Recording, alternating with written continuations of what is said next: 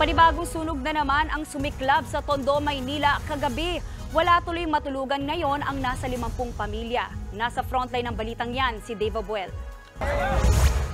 Nagngangalit na apoy na naman ang inabutan ng mga bumbero matapos sumiklab ang panibagong sunog sa Tondo, Maynila. Mag-aalas 8 kagabi nang magsimula ang sunog. Kwento ng ilang residente, naghahaponan sila nang makarinig ng mga sumisigaw na kapitbahay. Paglabas po namin, ayun na po, malakas na po yung apoy. Yun lang po yung namin nakita kanina. Tapos tumakbo na po ako sa may bomberuhan, humingi akong tulong. Sa bilis ng pangyayari, tanging uniforme ng asawa at mga damit ng anak na lang ang naisalba ni Jacqueline.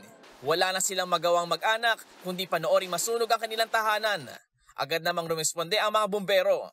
May late po yung iskinita natin sa loob, pero sa pagtutulungan po ng Bureau of Fire at ng mga volunteers, napasok po agad natin loob na contain natin agad yung fire. Hindi po naman tayo nagka-problema sa tubig. Natukoy rin kung saan sumiklab ang sunog. Ayon sa barangay, dito sa vulcanizing shop na ito nagsimula yung sunog. Tulog noon sa 3rd floor ang may-ari ng shop at dahil sa laki ng apoy, napilitang siyang tumalon para lang makaligtas. Inabot ng mahigit 1 oras bago naapol ang apoy. Mahigit 700,000 piso ang halaga ng ari-ariang natupok habang inaalam pa ang sanhi ng sunog. Walang namatay sa insidente.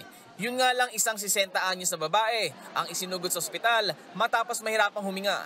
Ayon sa mga bombero, 30 bahay ang naabo, 50 pamilya ang apektado. Inaayos na ng barangay ang evacuation centers. Kaya ang ibang pamilya sa bangketa nagpalipas ng gabi. Dagdag problema pa sa mga nasunugan ay kung paano sila babangon muli. Start na naman kami uli.